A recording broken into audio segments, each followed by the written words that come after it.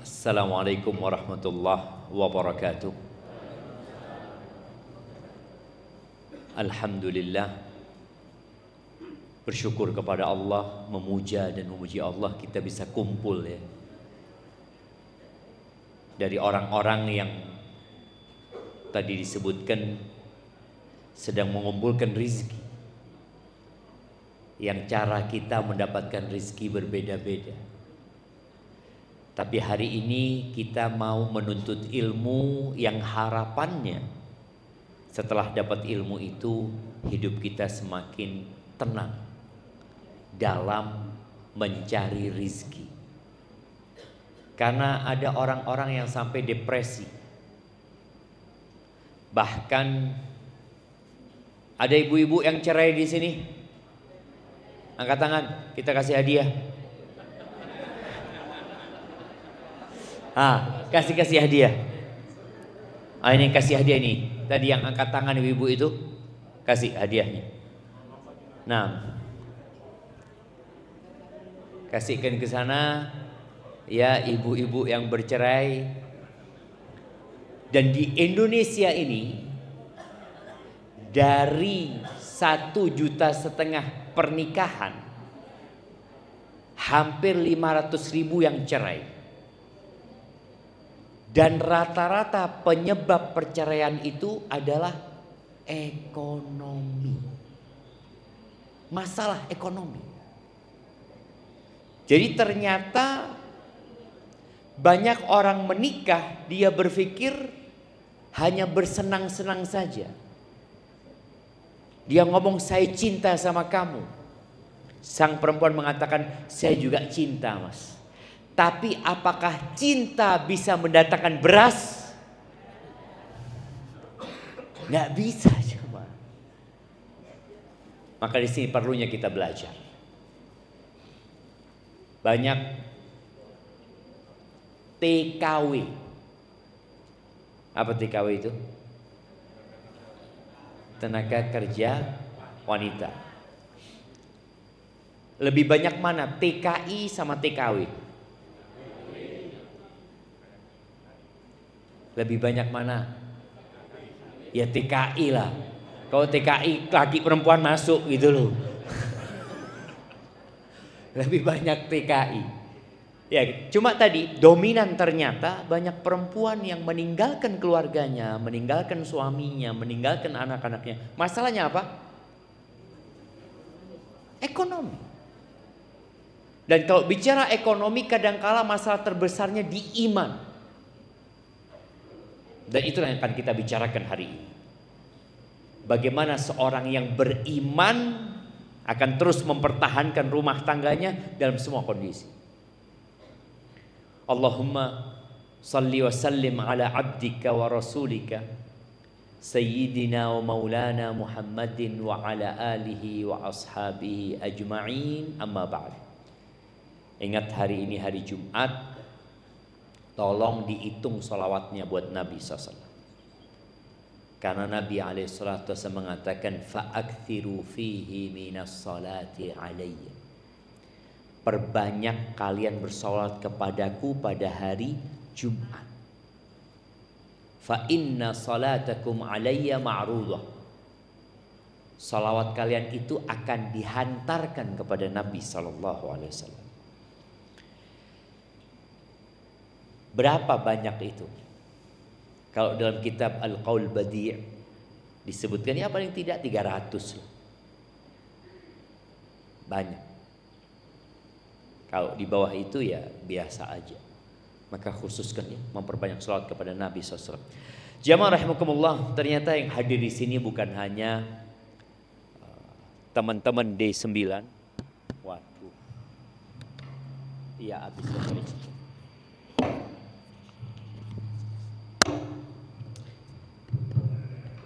Ana yakin panitia tidak ingin memberikan kepada Ana mic yang sudah habis baterai. Tapi itulah rizki Ana. Ketika kita yakin kita nggak akan mudah menyalahkan orang lain. Ya sudah. Itu takdirnya. Bicara rizki, Antum pernah melihat ada burung yang hidup di kutub utara, di es jemaah. Burung ini hidup di es. Siapa yang ngasih rezeki? Antum melihat ada beruang putih, beruang kutub,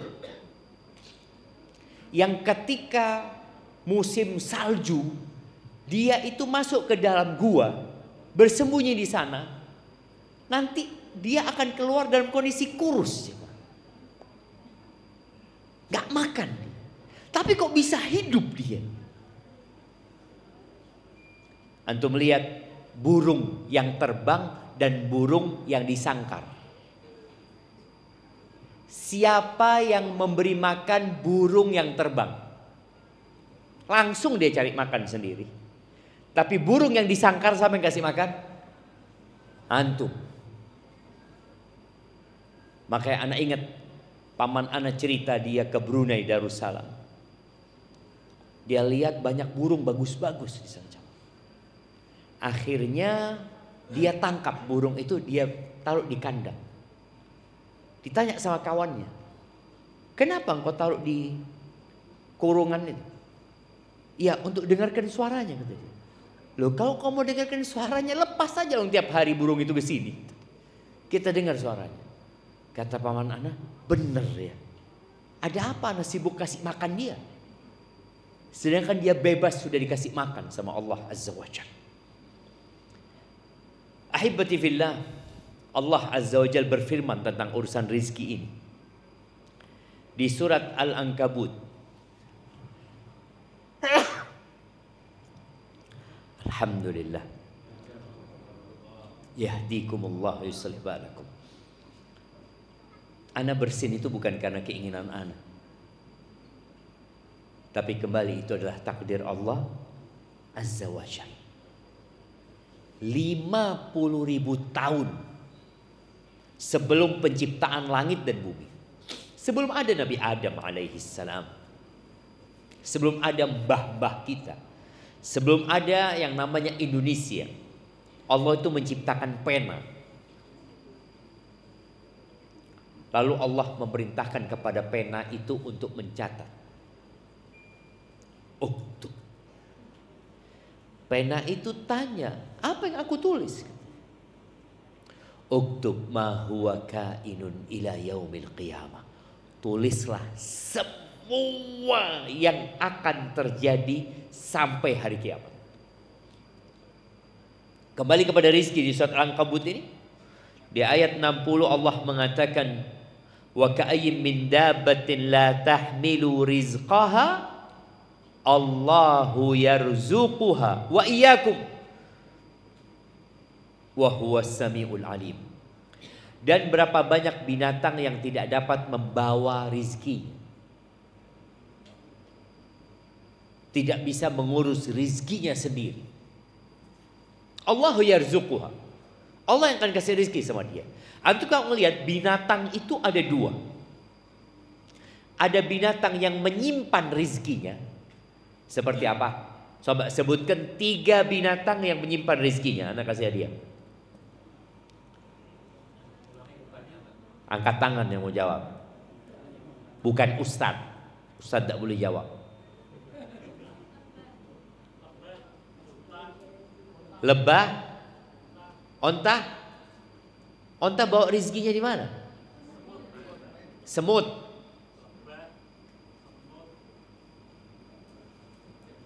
Lebah, semut.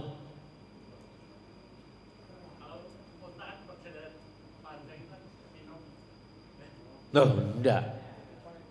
Dia bawa air betul, tapi dia tidak menyimpan makanan yang kalau dia umpamanya.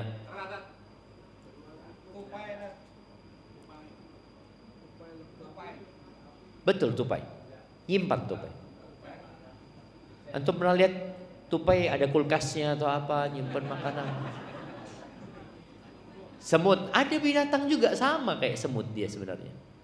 Rayap. Betul. Kasih beras atau apa ya, mah? Berikan beras, karena bicara rizki kita kasih beras beliau.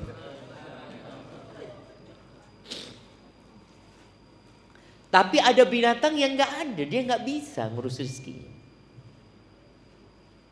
Ya dia makan hari itu, dia cari hari itu, makan hari itu. Dan ada yang Allah kirimkan rezekinya. Dia nggak mau, Allah kirimkan rezeki ke tempat dia.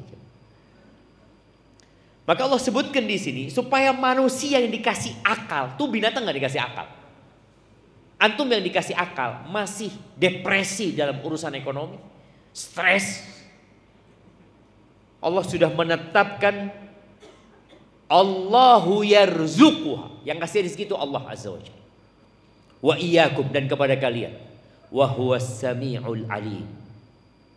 Dan Allah itu maha mengetahui dan maha mendengar. Ini ada perintah, engkau gak usah khawatir. Kondisimu sekarang ini Allah tahu. Tinggal engkau mau berdoa apa enggak. Engkau mau minta enggak sama Allah Azza wa Jalla. Tiap pagi Nabi SAW berdoa mengatakan apa? Allahumma inni as'aluka ilman nafi'an wa rizqan, tadi disebutkan. Wa rizqan tayyiban wa amalan mutaqabbalan. Jadi setelah kita mengetahui bahwa binatang-binatang yang tidak sekolah ternyata Allah kasih rizki. Binatang paling bodoh itu apa aja? Kerbau.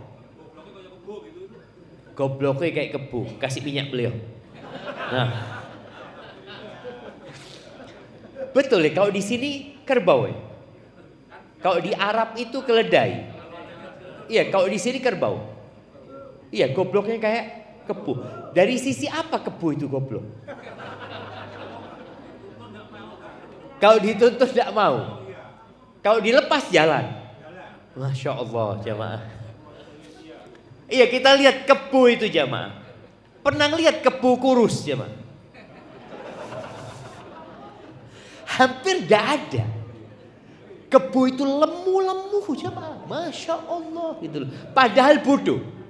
Kalau rizki itu berhubungan sama ijazah. Kalau rizki itu hubungannya sama ijazah. Artinya yang S1 rizkinya lebih banyak daripada yang SD. Apakah seperti itu? Enggak. Buktinya kebu itu.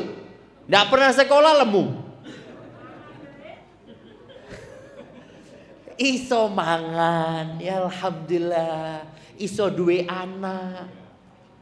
Padahal tidak pernah sekolah. Karena memang urusan rezeki itu tidak ada hubungannya sama ijazah.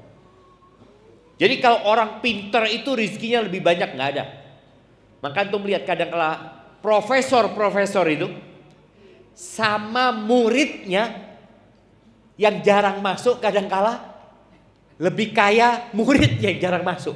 Kok iso anak yang sekolah sampai profesor tetap makan gaji di kampus? Karena memang nggak ada urusannya sama sekolah.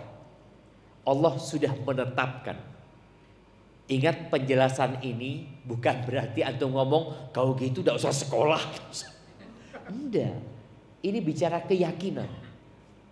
Anak ketemu sama orang tidak lulus SD. Tidak lulus. Bukan tidak lulus SD, tidak bisa baca, tidak bisa nulis dia. Dia punya pekerja S2. Dia kerjanya ekspor impor. Dia cerita, Ustaz, waktu anak awal kerja, anak nggak bisa nulis, nggak bisa baca, Ustaz. Jadi kalau ada orang beli, dia urusan di kayu. Dia cari kayu di hutan, ya. Awalnya dia jual kayu bakar, kemudian dia kayu-kayu yang dipakai untuk kursi, ya, macam-macam. Kalau ada orang beli, Ustaz, anak minta dia yang tulis kwitansinya, Ustaz. Sebagian nipu anak, Ustaz, kata dia, karena dia nggak bisa baca. Tapi anak tahu sama angka, Ustaz. Loh, angkanya kok lain ini, kata dia. Kurang nolnya, kurang apa. Dia kaya raya, anak buahnya S1, S2 ya. Padahal bosnya tidak bisa baca, tidak bisa nulis. Karena rizki itu tidak ada hubungan dengan itu. Allah menetapkan rizki sebagai ujian buat hambanya. Apakah rizki itu ada hubungannya dengan iman umpamanya? Artinya kalau orang beriman rizkinya lebih banyak. Jamaah, enggak juga. Kita lihat orang-orang kafir sugih-sugih, sholat tidak pernah. Maka jangan sampai antum akhirnya berhenti sholat karena lihat ana Ustaz sholat 5 waktu di masjid, soft pertama utang tidak lunas-lunas Ustaz. Itu fulan tidak sholat Ustaz, usahanya tambah maju. Terus antum mau berhenti sholat, kayaknya ana berhenti sholat aja, nggak ada hubungannya jemaah. Tapi usaha untuk mendapatkan rizki ada jalannya. Nanti kita bicara hal itu. Karena rizki itu ada yang menjadi nikmat, ada yang menjadi adab. Jadi rizki kalau mengantarkan kepada ketaatan dan dari hasil yang halal itu nikmat. Jadi tidak semua rizki itu nikmat. Kalau ternyata antum dapat rizki dari jalan yang haram atau dari jalan yang halal tapi mengantarkan kepada kemaksiatan, itu rizki namanya nikmat. Jadi bahasa Arab itu ada nikmat pakai ain, ada nikmat pakai qaf. Nikmat itu artinya azab buat antum. Memang sama-sama rizki, tapi rizki itu bukan nikmat dan jadi azab. Kayak orang mencuri, dapat rizki nggak dia? Ana pernah lihat di pabrik roti. Ana waktu itu berhenti, istri ana beli sesuatu, ana lihat ada ya pekerjanya rata-rata perempuan. Ketika keluar dari pabrik roti itu, masya Allah jemaah, mereka masih di depan pabrik itu sudah mengeluarkan roti dari kotangnya ya, roti dari perutnya, roti anak loh. Jadi mereka itu ngambil roti dimasukkan ke tubuhnya karena nggak diperiksa sama yang punya toko. Itu rizki enggak? Rizki, tapi dari dan bukan nikmat ya. Ayyuma lahmin nabata min suhtin fannaru aula bihi. Daging mana saja yang tumbuh dari rizki yang haram, maka neraka tempat. Semoga antum sudah bisa memahami rizki itu ada yang nikmat, ada yang bukan nikmat. Kemudian rizki itu ada dua. Dari sisi lainnya, ada rizki, kata Ali bin Abi Thalib, ada rizki yang yatlubuka wa tatlubuhu. Ada rizki yang mencari antum, dicari antum sama rizki. Ada rizki yang kita mencarinya. Sebutkan 3 rizki yang mencari kita. Nah, kasih hadiah ibu-ibu sekarang. 3 model rizki yang mencari kita. Kita tidur dibangunin. Sebutkan. Bingung kalau karena kebanyakan. Ya, angkat tangan yang mau jawab supaya ya, silahkan ibu. Rizki sholat. Rizki sholat. Tidak rizki yang mencari kita. Iya, sebelahnya.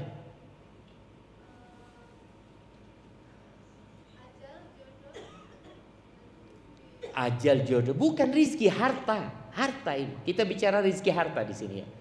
Ya kalau bicara nikmat Allah itu ya ada nikmat sehat ya. Kita bicara rizki yang berkaitannya dengan harta. Harta benda. Yang mencari kita. Kita tidur dibangunin sama anak kita.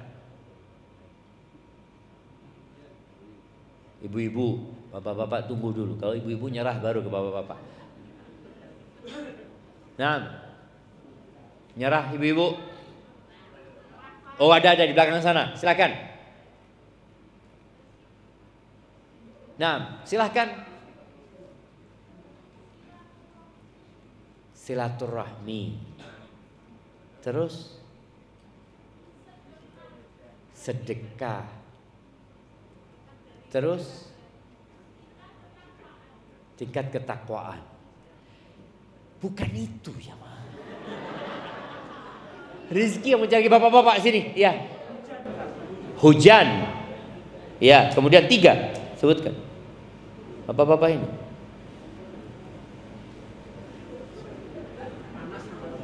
Panas. Nah, matahari. Enggak, rizki yang itu kan umum ya. Enggak, yang nyari antum. Nyari antum rizki. Oke. Kalau istilah Jawanya dipunjung. Dipunjung. Apa dipunjung ini?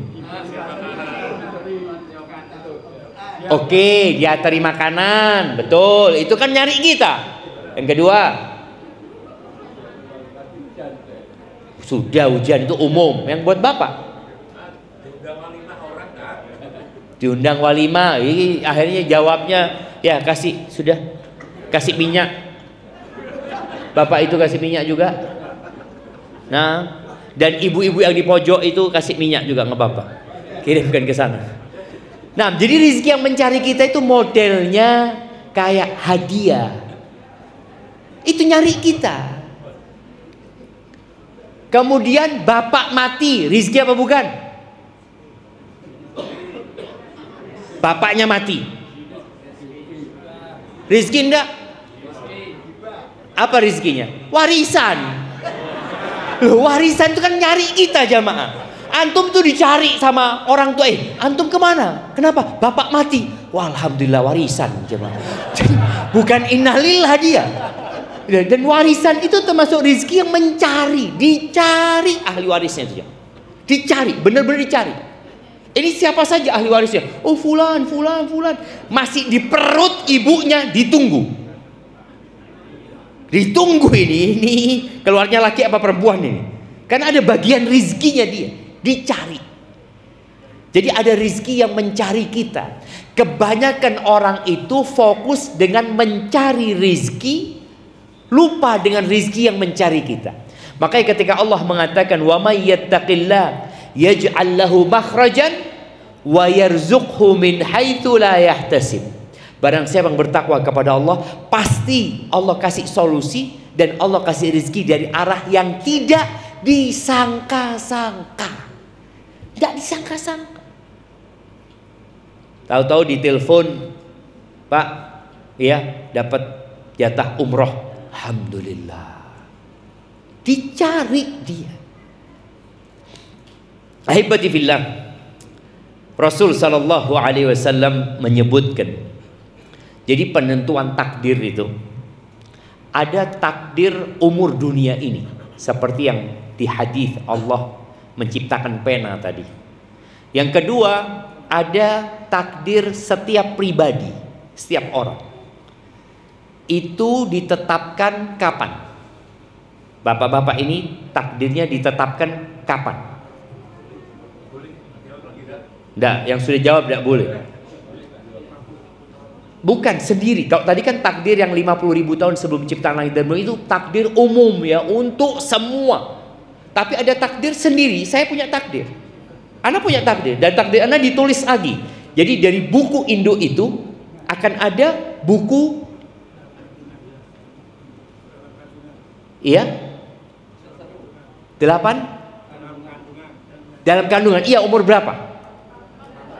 Nah, ini dulu 4 bulan. Loh, 4 bulan.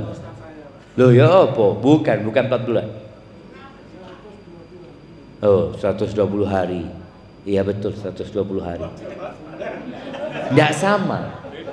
Beda. Karena bulan itu nggak selalu 30 hari.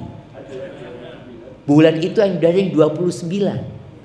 Sedangkan ini 120 hari. Nah, yang mana yang mau kasih hadiah?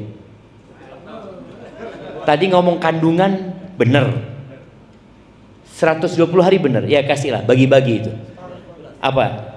Berasnya 2,5 kilo.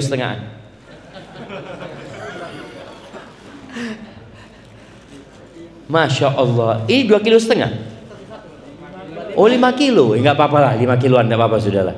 Nah, rezekinya sudah ya, karena antum ngangkat 2 sudah. Nah, ini termasuk rizki yang mencari jemaah. Dicari sama rizki. Baik. Kata Nabi SAW, inna ahadakum yujma'u fi batni ummihi arba'ina yauman. 40 hari dikumpulkan di perut ibundanya, kemudian dia jadi alaqah 40 hari, jadi mudghah 40 hari, thumma yab'atsullahu malakan, lalu Allah kirim malaikat, fayu'mar bi arba'i kalimat. Malaikat ini diperintahkan untuk mencatat 4 hal. Ibu-ibu sebutkan apa 4 hal itu? Iya, rezeki, jodoh, ajal. Ya ajal itu bodoh. Nah, sebutkan 4 kalimat. Loh, rizki, ajal, amalan, itu semua takdir. Iya, dia masuk surga atau masuk neraka, dia bahagia atau tidak.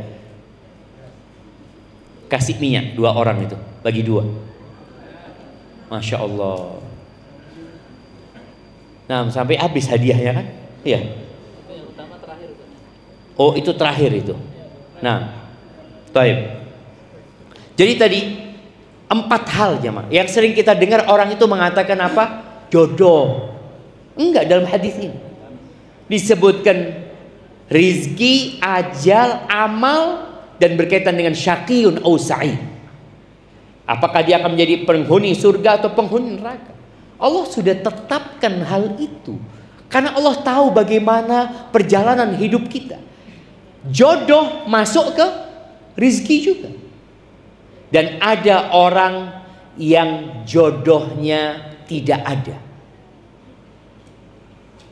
Ada nggak orang yang sampai mati nggak ada pasangannya? Ada. Berapa banyak anak-anak yang kecil sudah mati? Baru lahir mati, 7 bulan di perut ibundanya mati. Memang nggak ada jodohnya dia. Dalam rizki dia itu nggak ada jodoh. Maka tatkala ini sudah ditetapkan, yang harus kita lakukan adalah mengimani urusan takdir ini. Kalau disebutkan tadi, rizki itu nggak akan salah, nggak akan salah sama. Ahibati fillah, ada orang-orang yang merasa ndak suki-suki, ndak kaya-kaya. Saya sudah kerja Ustaz 20 tahun, masih ngontrak rumahnya. Siapa yang ngontrak rumahnya? Angkat tangan.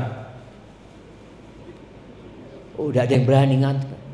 Insya Allah sudah punya rumah semua. Nah, doakan semua punya rumah sendiri-sendiri. Nah, walaupun bayar tiap bulan kan, tetap rumahnya dia itu jemaah.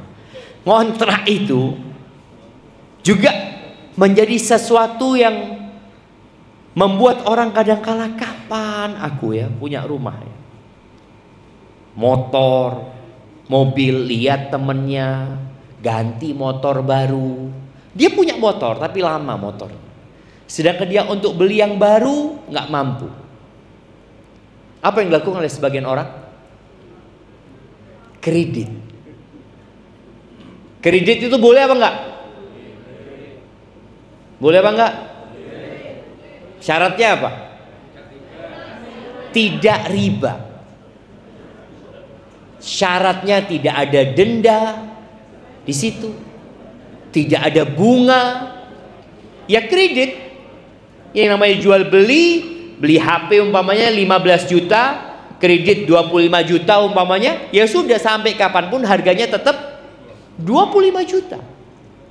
Nggak ada ceritanya naik. Tapi sebagian orang melakukan riba.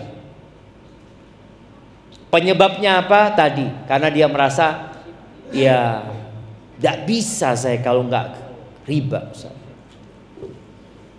Atau sebagian orang sekarang ini ada 2 penyakit di masyarakat Indonesia.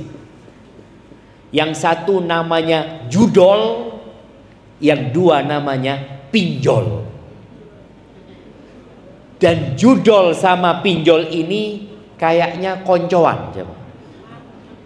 Kalau sudah kalah judi, pinjolnya datang. Pernah ngelihat orang kaya karena judol? Tidak ada. Cuma karena tadi terburu-buru orang ini. Gajian di D9 berapa gajian? Hah? Antara berapa? Sebagian UMR. UMR berapa di sini? 2.550.000, Masya Allah. Kira-kira kalau gajinya 2.550.000, kapan punya rumah? Kapan punya rumah jemaah? Nunggu bapak mati. Nunggu bapak mati baru punya rumah. Ngenteni warisan. Kadang-kadang dia mengatakan 2.550.000. Kalau ana judi bisa jadi dapat 250 juta. Bismillah. Bismillah lagi jemaah judi. Kalah. Stres, pinjol datang. Tenang, saya menyelamatkan kamu. Enggak ada. Pinjol itu ingin menjerumuskan kita lebih dalam lagi. Nabi SAW pernah memanggil para sahabatnya. Halumma ilayya ayuhan nas. Kemari kalian. Nabi hendak menyampaikan sesuatu.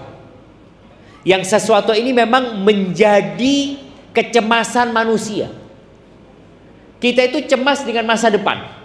Nanti gimana saya? Kira-kira saya akan menikah atau tidak? Kalau saya menikah, kira-kira pernikahan itu akan langgeng atau akan perceraian nantinya. Soalnya saya lihat bapak ibu saya cerai. Sebagian orang itu kan takut dengan masa depan. Maka Nabi SAW memanggil para sahabatnya. Kumpullah para sahabat ini. Lalu Nabi menyampaikan kepada mereka, Inna ruhal qudus nafatha fi ru'i.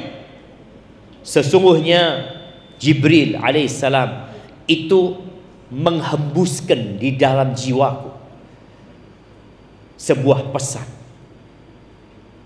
Anna nafsan lan tamut hatta tastakmila ajalaha wa tastau'iba rizqaha. Gak akan mati orang itu sampai ajalnya selesai dan rizkinya sempurna. Gak bakalan mati. Makanya banyak kejadian dalam kehidupan kita. Ada orang yang sakit parah tahu-tahu sembuh di rumah sakit ya. Tahu-tahu dia sadar, ya Allah, seneng keluarga yang mengatakan, ya Allah bapak kepingin apa ini itu. Saya itu kangen sama rondo apa? Royal.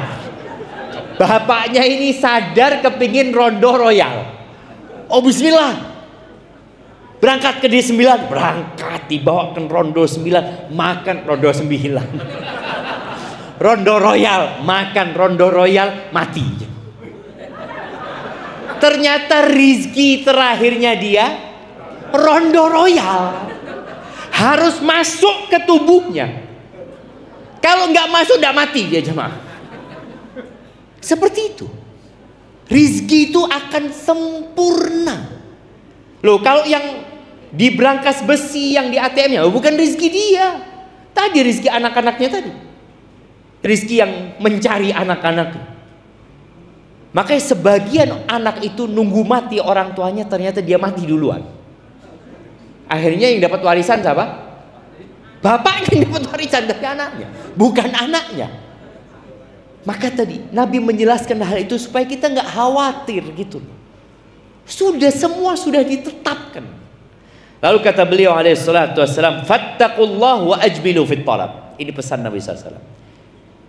Hendaklah kalian bertakwa kepada Allah dan gunakan cara yang baik dalam mencari rizki. Antum tahu kalau seorang anak membunuh bapaknya, kira-kira dapat warisan nggak? Nggak dapat ya Pak. Nggak dapat warisan dia. Karena rizki ini memang nggak bisa dicari. Rizki ini harus mencari kamu. Kalau engkau mencari malah nggak dapat. Maka Nabi menyebutkan wa ajmilu fit talab sallallahu alaihi wasallam, hendaklah kalian menggunakan cara yang indah dalam mencari rizki. Wala yahmilanna ahadukum istibta'ur rizq, jangan sampai ya gara-gara merasa rizkinya lambat ala ayatlubahu bi ma'siyatillah, kemudian dia mencari rizki itu dengan maksiat kepada Allah azza wajalla. Contohnya tadi main judi.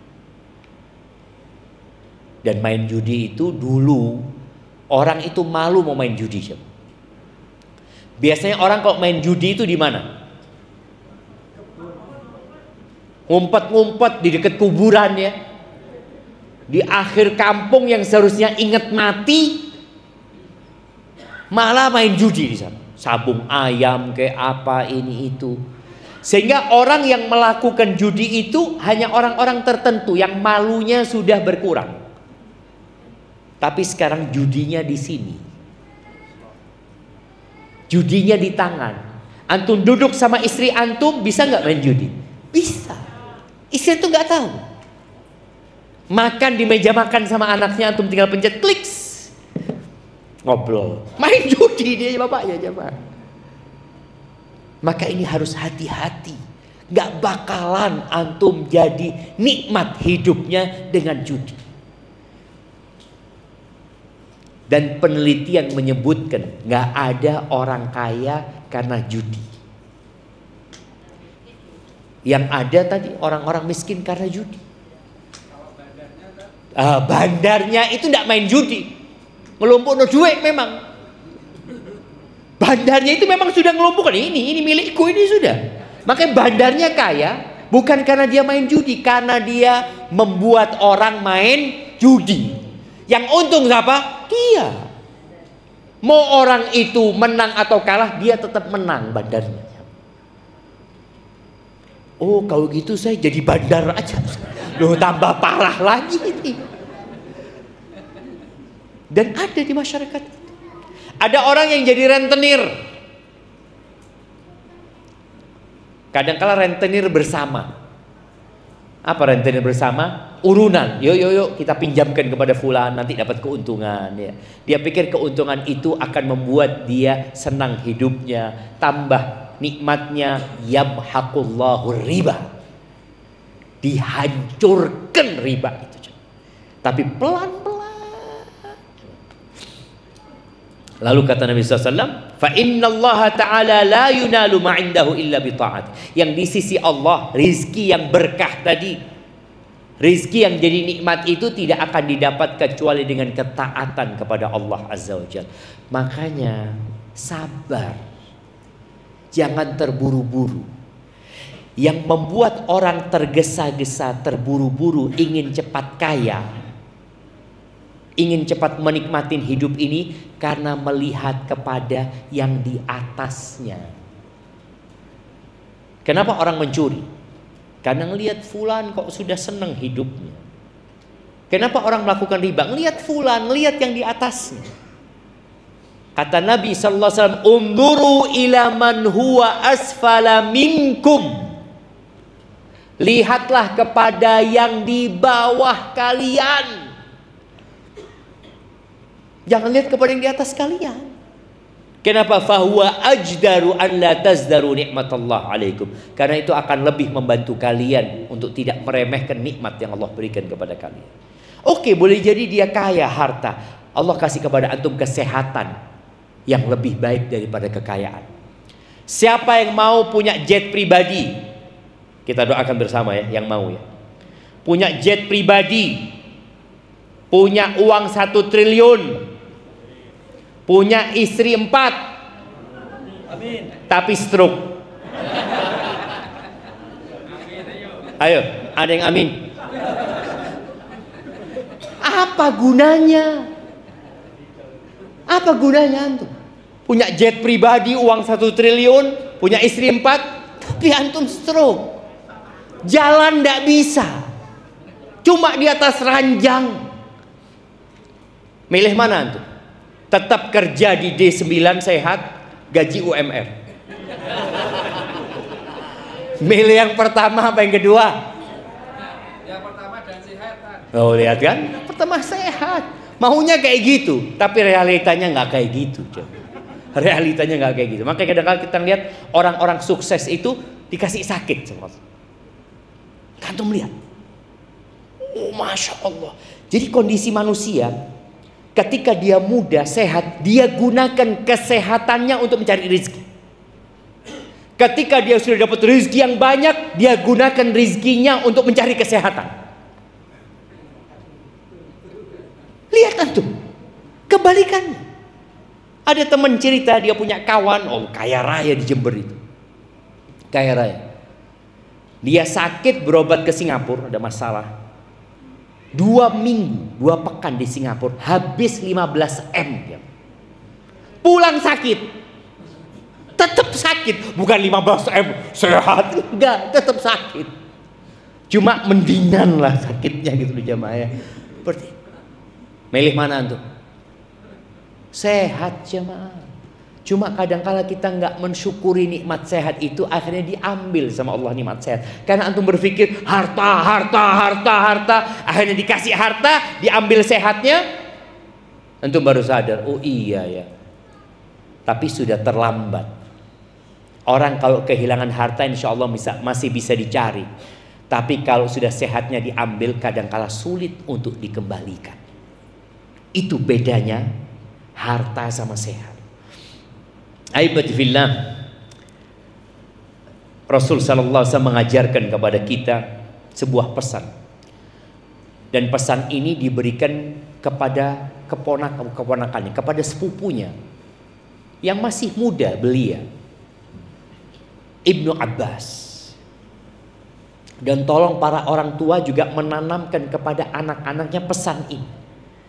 Jangan cuma anak itu dikasih pesan, nak sekolah nak, belajar nak, jadilah orang pinter supaya kamu sukses. Nggak semua orang pinter sukses. Tapi yang sukses itu adalah orang-orang yang beriman. Walaupun dia nggak punya rezeki. Apa pesan Nabi SAW kepada Ibnu Abbas ini? Ketika beliau dibonceng sama Nabi SAW, Nabi bersabda alaihi salatu wassalam, ya gulam, inni u'allimuka kalimat. Wahai bocah, aku hendak mengajarkan kepadamu beberapa kalimat. Yang pertama, ihfadillah yahfadka. Jagalah Allah, Allah akan menjagamu. Ihfadillah tajidhu tujahak. Jagalah Allah, engkau akan mendapati Allah di hadapanmu. Ingat di surat Al-Kahfi ada cerita Nabi Musa dan Khadir merenovasi bangunan. Kenapa kok mereka merenovasi bangunan itu? Nah, masih banyak minyaknya. Ibu-ibu, kenapa kok Nabi Musa dan Khadir tahu-tahu merenovasi bangunan yang bukan milik mereka? Nah, silakan yang belum jawab tadi ya, yang belum dapat hadiah.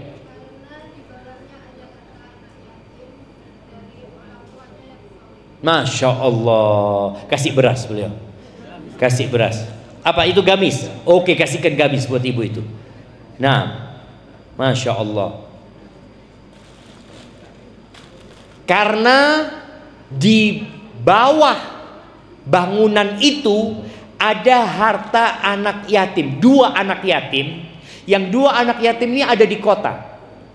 Kok bisa Allah ngirim nabi?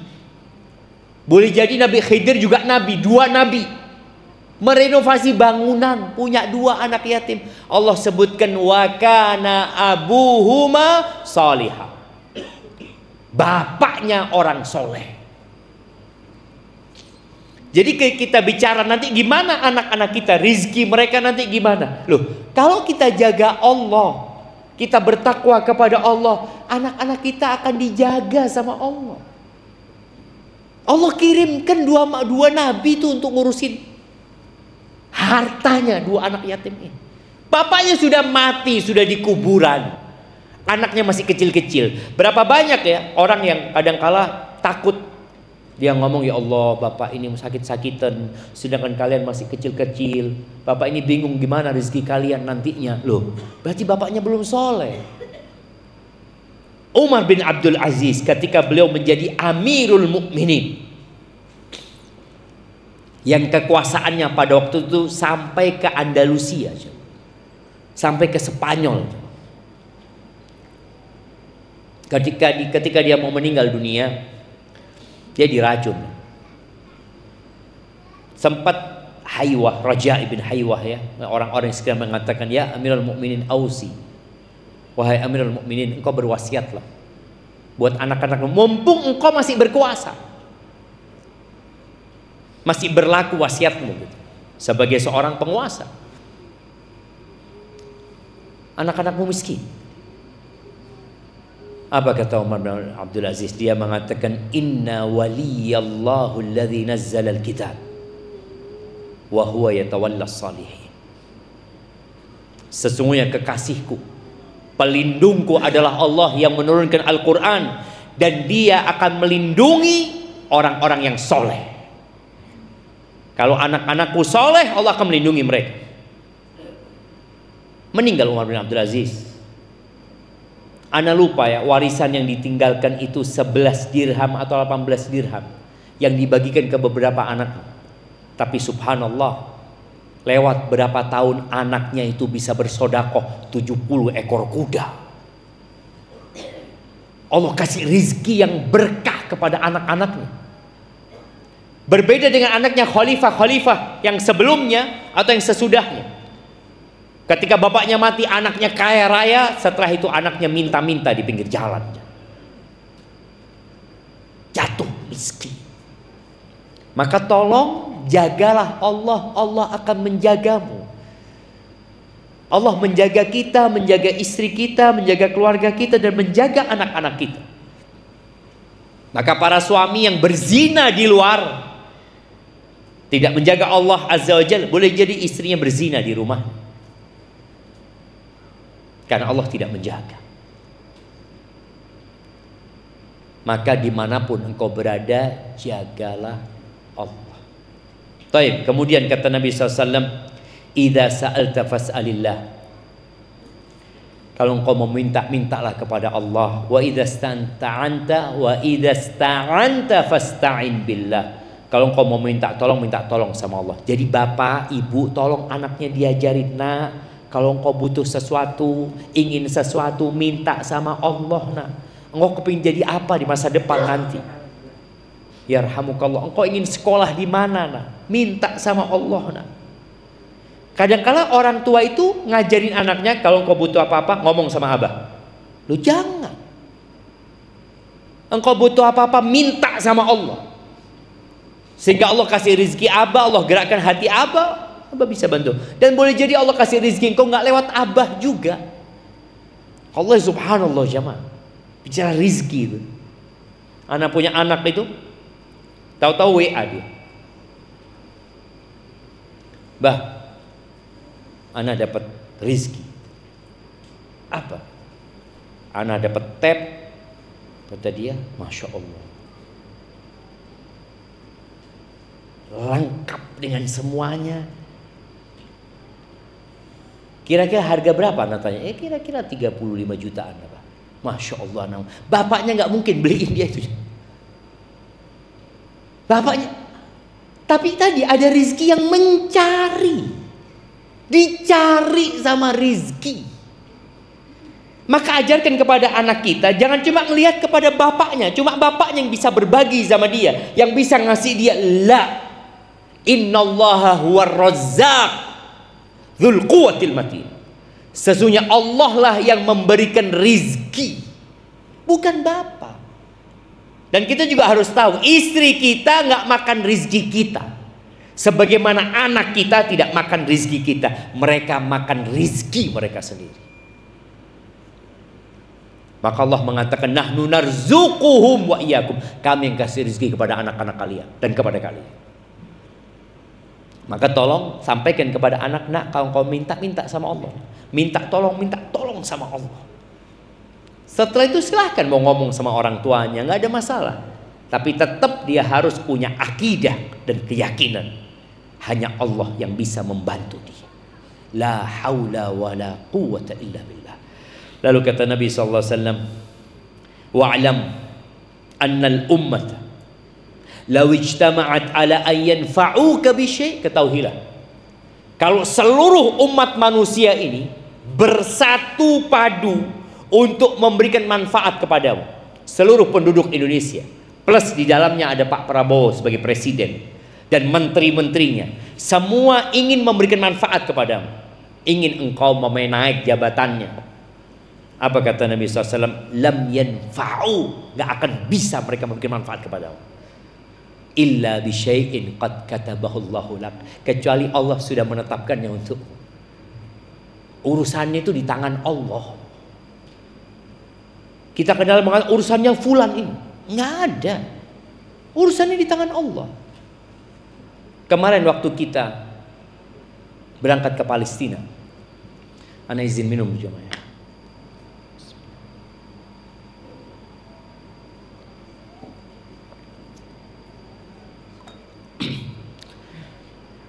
Alhamdulillah, ana dapat teguran dari seorang kawan, masya Allah. Ketika ana nyampe, gimana urusan visanya Ustaz? Oh, urusan visa ini urusannya Israel. Terus dia ngomong, bukan Ustaz, urusannya Allah Ustaz. Ana ngomong, betul lah. Bukan urusannya Israel, urusannya Allah. Kita 99 orang, yang keluar visanya 93, yang 6 tidak keluar. Urusannya siapa itu? Allah sudah nyatet itu jamaah.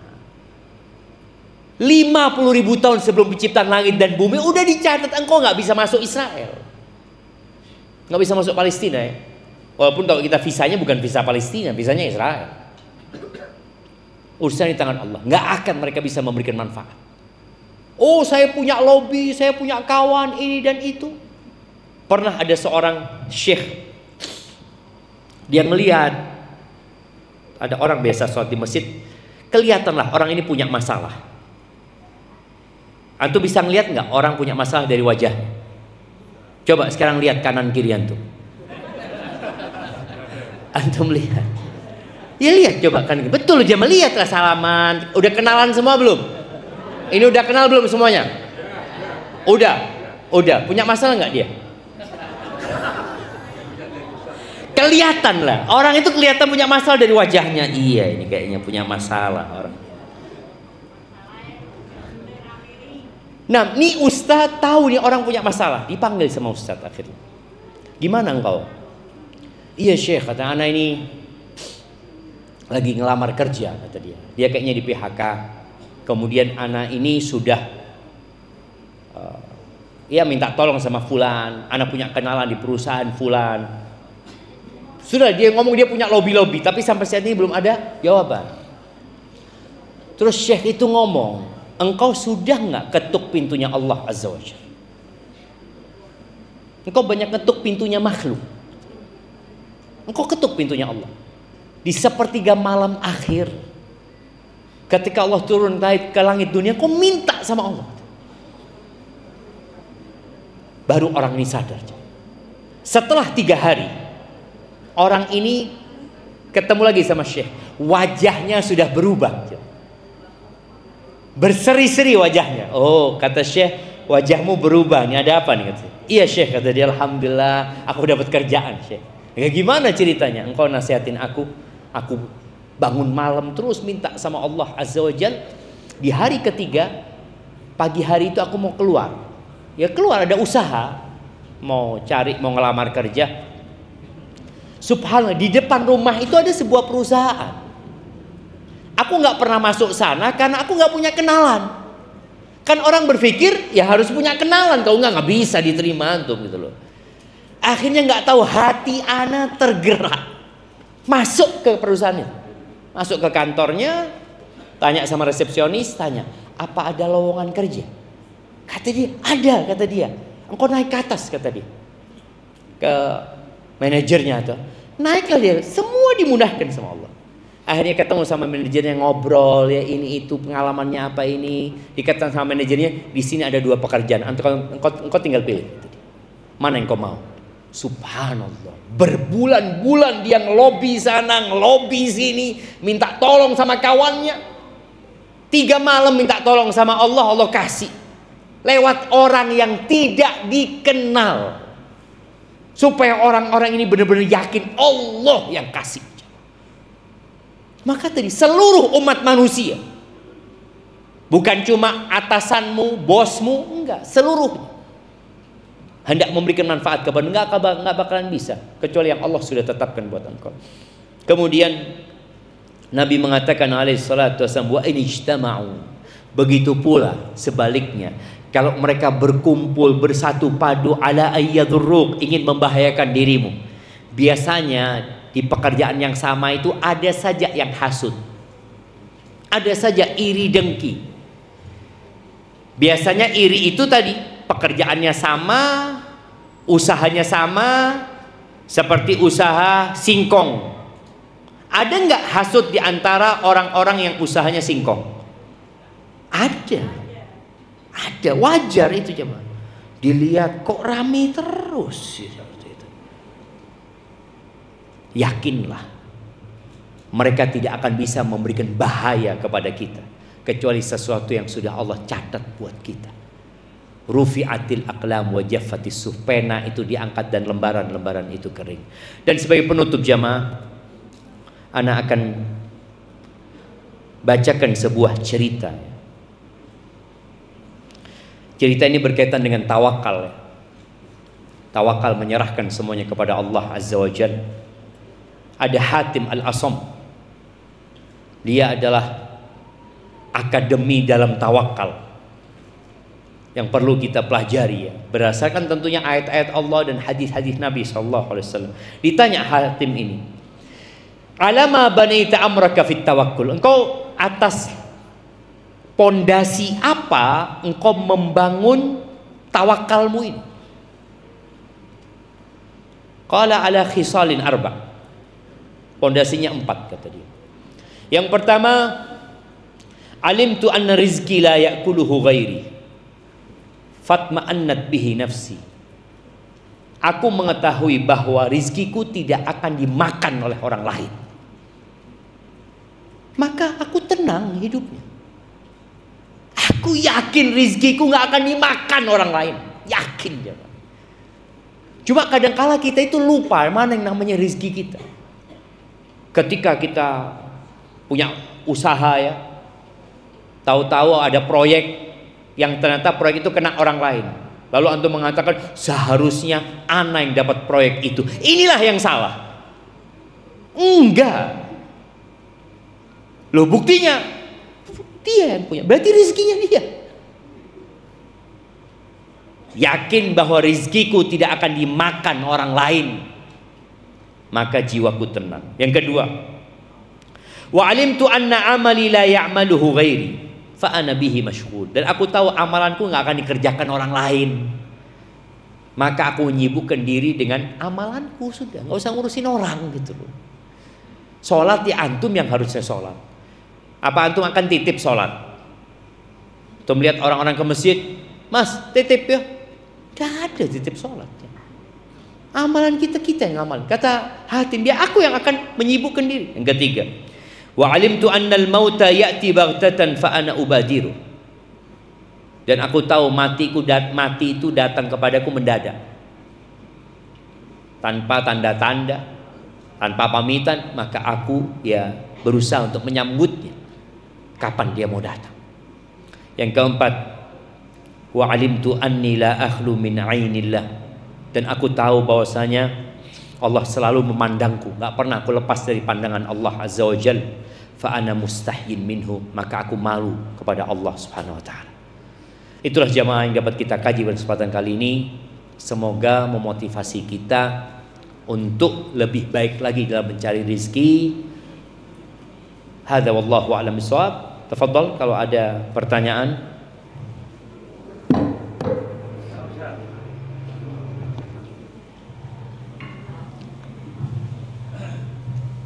Assalamualaikum Ustaz.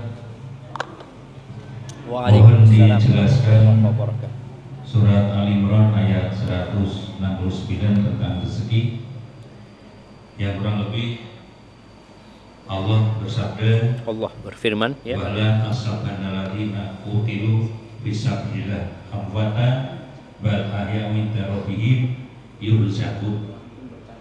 Janganlah kamu mengira bahwa orang-orang yang gugur di jalan Allah itu mati, bahkan mereka itu hidup di sisi Tuhannya dengan mendapat rezeki. Mau dijelaskan rezeki yang sudah mati karena gugur itu bagaimana? Barakallahu fikum. Naam. Iya.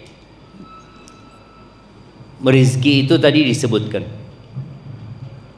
Ada rizki yang jadi nikmat, ada rizki yang jadi nikmat, jadi azab. Dan rizki itu ada yang di dunia dan ada yang di akhirat. Kalau tadi disebutkan berkaitan dengan orang-orang yang gugur, Allah mengatakan inda rabbihim yurzaqun, mereka di situ hanya dikasih rizki. Di surat Thaha ayat 131 Allah mengatakan wala tamuddanna 'ainaika ila ma matta'na bi azwajan minhum zahratal hayatid dunya linaftinahum fi. Allah mengatakan engkau jangan palingkan kedua matamu kepada orang-orang yang Allah kasih harta dalam kehidupan dunia ini. Allah senangkan dia dengan rezeki yang banyak di dunia ini. Yaitulah bunga kehidupan dunia. Apa kata Allah? Linaftinahum fi. Yang tujuannya adalah untuk menguji mereka dengan rezeki itu. Fitnah harta itu, coba. Innama amwalukum wa auladukum fitnah. Lalu Allah mengatakan wa rizqu rabbika khairun wa abqa. Dan rizki Tuhanmu adalah lebih baik dan lebih kekal. Ini yang dimaksud dengan tadi di ayat tadi, inda rabbihim yurzaqun, adalah rizki yang di akhirat sana. Maka disebutkan bahwa orang-orang yang mati syahid itu ruh mereka ada di perut burung-burung yang berwarna hijau. Arwahus syuhada fi jawfi tairin khudrin tasrahu fil jannah haitsu tasha. Jadi orang-orang yang mati syahid itu ruhnya ada di rongga burung-burung yang berwarna hijau di surga. Dia terbang kemana-mana saja semaunya dia. Nanti kemudian mereka akan istirahat, ya, akan bersenang-senang di cantolan-cantolan, ya, fi qanadil, seperti lampu yang digantungan-gantungan yang di bawah arsy Allah Azza wa Jalla. Jadi itu yang dimaksud dengan rizki yang diberikan kepada orang-orang yang mati syahid. Dan itu lebih kekal dan lebih abadi. Kalau kita lihat, ya, semua nikmat dunia ini itu terbatas. Dan kenikmatan itu berbalut dengan kesusahan. Contoh, makan. Antum ketika makan dan minum yang enak, apa yang antum pikirkan setelah makan dan minum? Toilet. Antum berpikir ingin mengeluarkan yang baru saja antum masukkan ke sini, mau dikeluarkan. Itu di dunia. Makanya di surga nggak ada toilet, ya. Nggak ada toilet di surga. Kenapa? Karena semua makanan itu jadi manfaat. Sedangkan di dunia makanan itu sebagian harus dibuang karena nggak bermanfaat. Bahkan sebagian makanan membahayakan. Di surga nggak ada yang membahayakan. Kulu washrabu hanian bima kuntum ta'malun, ya. Seperti itu. Hadza wallahu a'lam bissawab. Seperti itu kira-kira.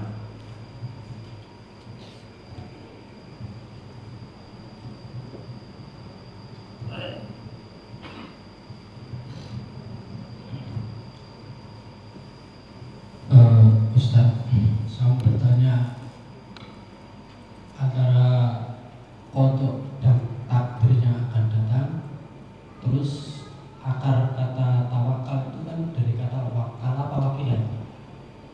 Mohon dijelasin. Sebagai kemudian rata-rata orang memandang itu antara tawakal dan berserah diri itu kan beda-beda tipis. Masya Allah. Iya, Masya Allah, pertanyaan yang menarik ya, berkaitan dengan qadha dan qadar. Sebagian ulama menafsirkan maknanya satu, yaitu ketentuan Allah Azza wa Jal. Qadar bisa jadi disebutkan takaran yang ditakar, yang kemudian ditetapkan buat hambanya. Kalau bicara tawakal, dari asal kata tawakkala yatawakkalu ya, yang kalau mungkin asal katanya wakala yakilu, ada namanya taukil, mewakilkan seseorang untuk mengejarkan sesuatu namanya. Sedangkan bicara tawakal, apa sih artinya tawakal itu? Kalau mungkin diterjemahkan berserah diri ya, bahasa Indonesianya, apakah sama tawakal sama berserah diri? Jadi tawakal itu mengandung dua unsur. Yang pertama adalah athiqatu billah. Athiqatu billah, yaitu yakin sama Allah, kemudian menyerahkannya sama Allah. Di dunia ini kadangkala kita menyerahkan sesuatu kepada orang yang kita nggak yakin sebenarnya. Antum yakin sama fulan? Ya, tidak ada orang lain gitu. Kita menyerahkan satu urusan kepada fulan bukan karena kita yakin, tapi karena memang nggak ada orang lain yang bisa menyelesaikan. Fulan antum kasih tugas itu, ya sudah bismillah lah. Dia memang ya masih belum berkompeten, tapi nggak ada orang lain lah, dia yang jalan. Itu kita menyerahkan kepada dia. Sedangkan tawakal ini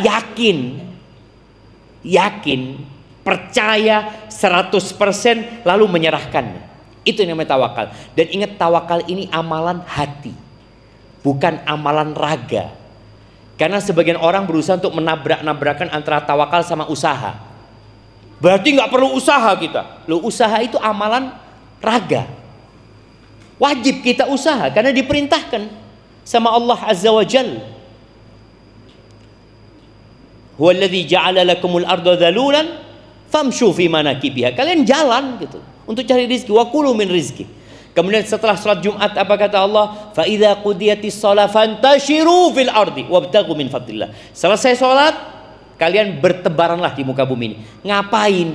Wabtaghu min fadlillah. Carilah karunia Allah. Ada usaha. Jadi tawakal ini amalan hati.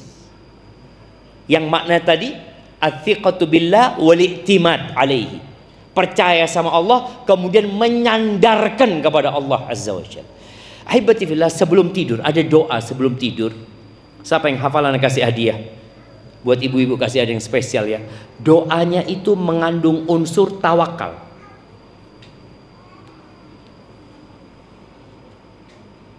Sebelum tidur kita menyerahkan semuanya kepada Allah. Siapa yang hafal doa? Ya, ana kasih awalannya. Bismillahirrahmanirrahim amutu wa ahya. Yaitu doa sebelum tadi, bukan itu. Doanya dimulai dengan Allahumma inni aslamtu nafsi ilaik.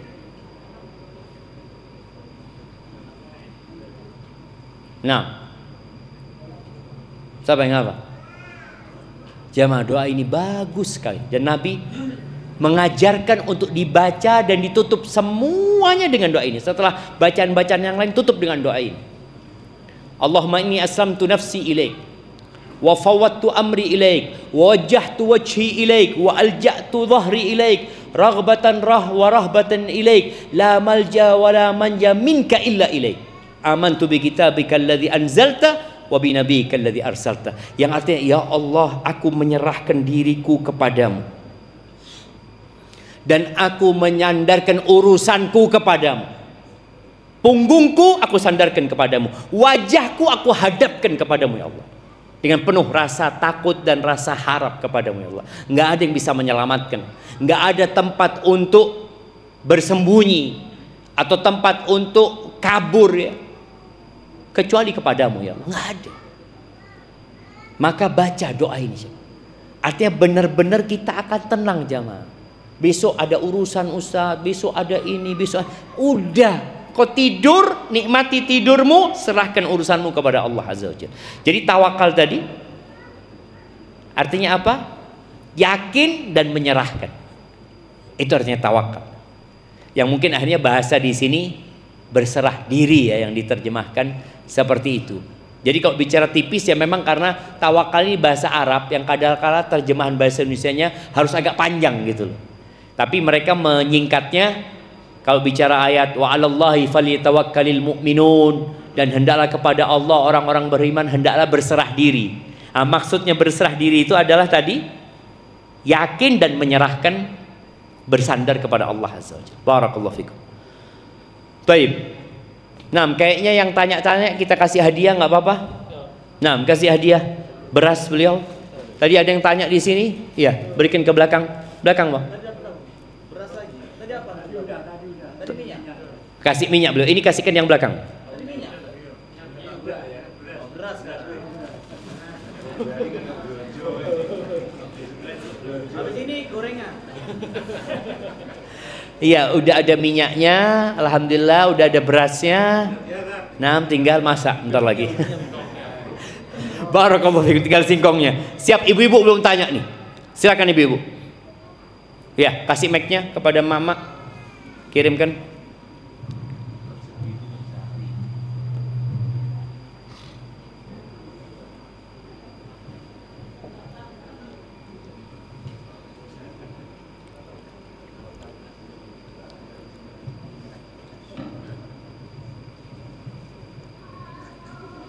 Assalamualaikum warahmatullahi wabarakatuh. Waalaikumsalam warahmatullahi wabarakatuh. Bismillahirrahmanirrahim. Izin bertanya Ustaz. Nah, Tadi seperti yang Ustaz sampaikan mengenai takdir bahwa sudah ditentukan sejak di dalam kandungan dengan usia 120 hari terkait dengan rezeki, amal, ajal, dan takdir. Ustaz menyampaikan bahwa takdir manusia itu nanti mau masuk surga atau mau masuk neraka sudah tercatat. Yang saya tanyakan, apabila seseorang itu ditakdirkan masuk neraka, tetapi karena ketakwaannya, ikhtiarnya, dia selalu berbuat kebaikan, apakah bisa takdir yang tadinya seseorang itu ditakdirkan masuk neraka bisa masuk ke surga? Demikian Ustaz, terima kasih. barakallahu fiik. Waalaikumsalam warahmatullahi wabarakatuh. Iya, jadi pertanyaan tentang takdir ini kadangkala membuat kita agak bingung ya. Para ulama meringkaskan pembahasan takdir ini dalam 4 hal. Yang pertama adalah ilmu. Allah mengetahui kalau fulan ini akan masuk neraka. Jadi Allah sudah tahu. Bisakah kemudian berubah dia tahu-tahu masuk surga? Ya ilmunya Allah dia masuk neraka, nggak bakal masuk surga orang itu. Loh Zat, tapi kan ada hadis yang mengatakan la yaruddul qada illa du'a wa la yazidu fil umri illa albir. Tidak ada yang bisa merubah takdir kecuali doa. Iya, para ulama menyebutkan ada takdir yang digantung sama Allah memang, yang ada urusannya sama doa.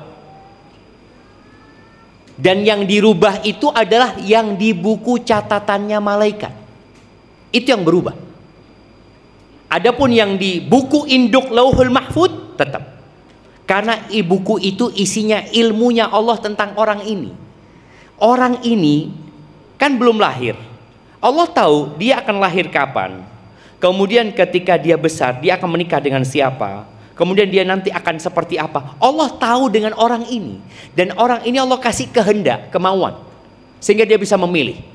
Makanya dalam beragama nggak ada pemaksaan. Mau nggak yang mau beriman, mau yang kafir silahkan. Tapi Allah sudah tahu siapa yang akan memilih kekafiran dan siapa yang akan memilih ketaatan. Allah itu tahu. Dan kita tidak tahu. Itu rahasia Allah Azza wa Jalla. Jadi yang pertama ilmu. Setelah ilmunya Allah, lalu ilmu itu dicatat di Lauhul Mahfud.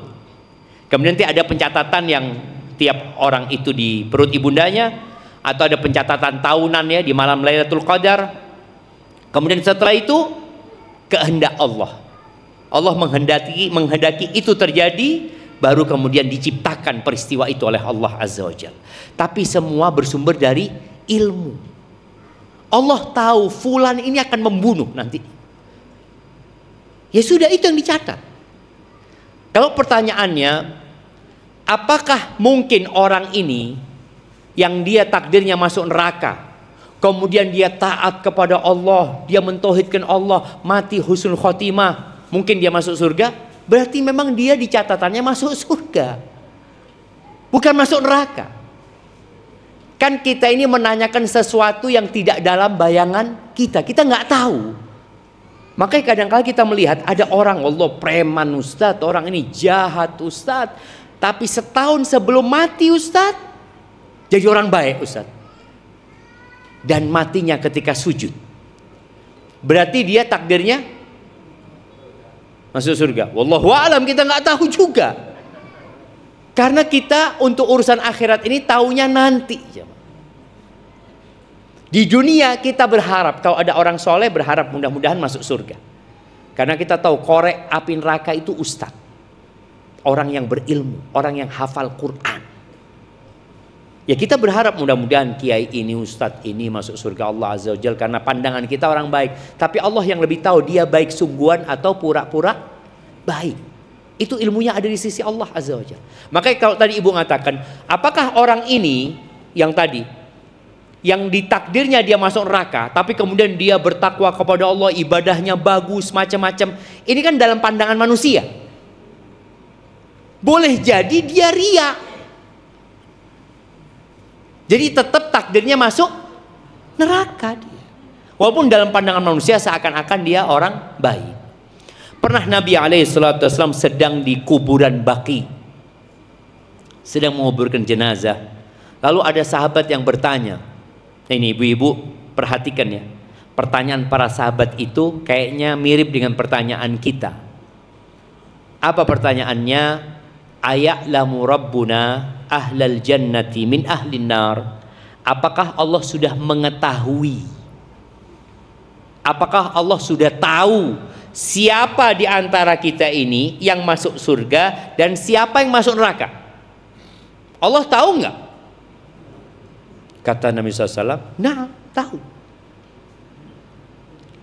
Akhirnya muncul pertanyaan lanjutan.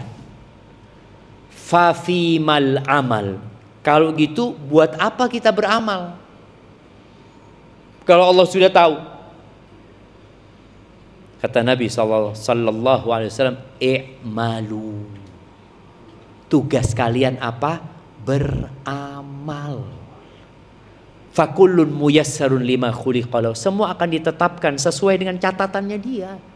Udah tugas kita beramal. Maka takdir ini rahasia ilahi. Apakah pernah antum ketemu orang miskin yang lalu mengatakan kayaknya saya ditakdirkan jadi miskin memang? Ada? Nggak ada. Allah kasih keinginan di diri dia untuk jadi orang kaya.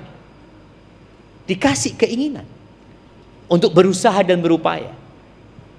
Beriman dengan takdir ini yang baik dan buruk, itu akan membuat kita jadi tenang hidupnya. Tatkala yang kita inginkan tidak sesuai dengan, tatkala yang terjadi itu tidak sesuai dengan yang kita inginkan, kita jadi tenang. Tatkala yang terjadi itu sesuai dengan yang kita inginkan, kita jadi bersyukur sama Allah, karena Allah menakdirkan kebaikan buat kita. Karena sebagian orang kalau musibah baru ngomong takdir, takdir Ustaz. Loh kalau sukses usaha. Loh enggak jemaah. Susah dan sukses itu sama-sama takdir. Makanya ketika antum kaya raya, sukses itu takdir. Ketika antum susah dapat musibah itu juga takdir. Ketika orang mukmin beriman, kata Nabi SAW, ajaban li amril mu'min. Orang mukmin itu menakjubkan urusannya. Semua urusannya baik. Kalau dia dapat nikmat, dia bersyukur. Maka bersyukur itu baik buat dia. Kalau dia dapat musibah, dia bersabar. Dan bersabar itu baik buat dia. Maka dua kondisi itu akan menjadi baik kalau kita beriman. Barakallahu fiik, kayaknya itu yang dapat Anda sampaikan jamaah. Anda kembalikan ke MC karena masih banyak hadiah yang bisa dibagikan. Untuk mungkin bisa mengajukan pertanyaan. Tafadhal. Jamaah mana ini? Nah, barakallahu fikum. Fadhal.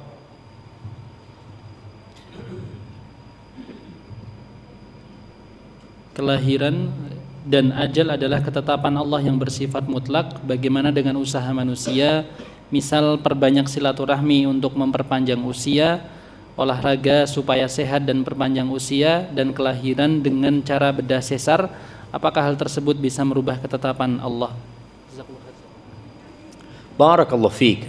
Jamaah tadi udah disebutin ya, bahwasanya manusia disuruh berusaha dan takdir itu bisa berubah untuk takdir-takdir yang ada di catatan malaikat dengan doa sehingga hidupnya lebih nyaman, dengan berusaha dan berupaya dan memperbanyak istighfar, akhirnya Allah mudahkan urusannya. Ya kita usaha. Tapi kalau bicara apakah usaha itu juga sudah masuk takdir? Iya. Antum bisa berdoa masuk takdir enggak? Takdir.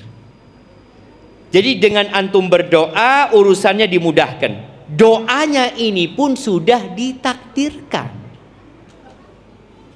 Kita itu tahu takdir kapan? Mana mau kasih hadiah? Kapan kita tahu takdir? Angkat tangan yang mau jawab. Antum sudah dapat hadiah? Oh ini belum. Jadi tahu takdir kapan? Setelah terjadi. Kalau belum, ya usaha. Nggak apa-apa, kasih hadiahnya buat beliau. Nah, jadi kita tahu takdir setelah terjadi. Sebelum terjadi, tugas kita adalah berusaha dan berupaya. Semoga dengan seperti itu Allah mudahkan urusan kita. Nah, kayaknya antum yang tanya sama jamaah. Anak kok sudah capek kayaknya jamaah mau tanya sama jamaah. Antum silakan tanya sama jamaah, bagi hadiahnya antum. Nah, ayo berdiri antum. Ya usah tidak mau jawab.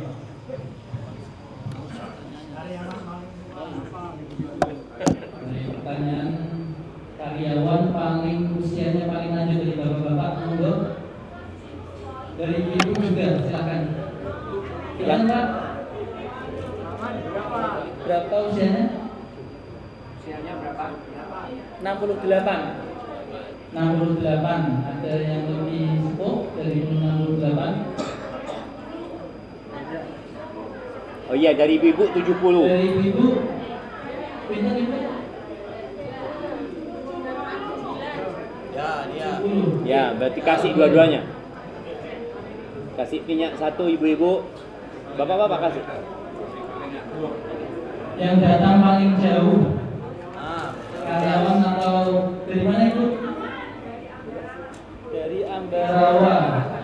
Dari mana Mas? Susuka. Dari mana Mas? Semarang.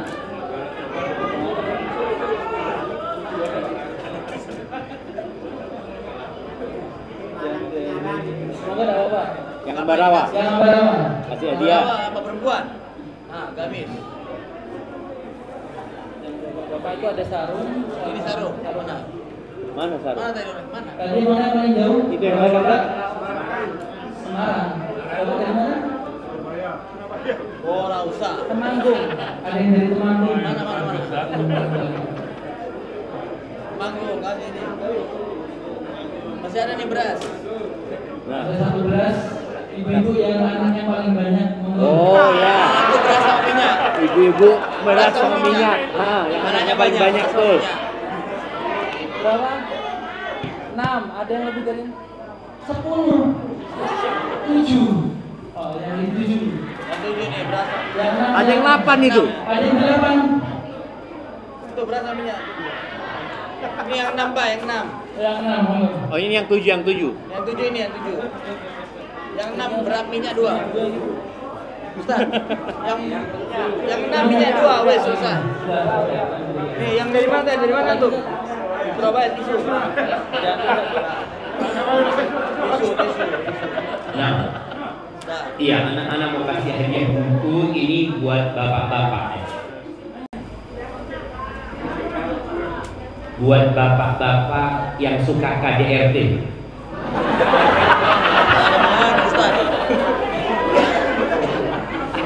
Kasih buku ini. Nah, atau ada buat ibu-ibu. Buat ibu-ibu yang suka dizalimi sama suaminya. Betul, mana yang suka dilayani sama suaminya? Oh iya, kasih ke buat ibu-ibu, nggak apa-apa. Kasih suaminya. Ya, ini buat suaminya ya, bukan buat ibu-ibu. Ini buku buat suaminya. Ibu-ibu nggak boleh baca buku itu. Jangan dibuka bukunya, kasihkan kepada suaminya. Ada memang bapak-bapak yang suka mendolimi istrinya tapi nggak ngaku jamaah. Nanti pada hari kiamat akan ada persidangan. Tapi itu yang pernah sampaikan, kurang lebihnya mohon maaf. Kembalikan ke MC kita. Jazakumullah khairan.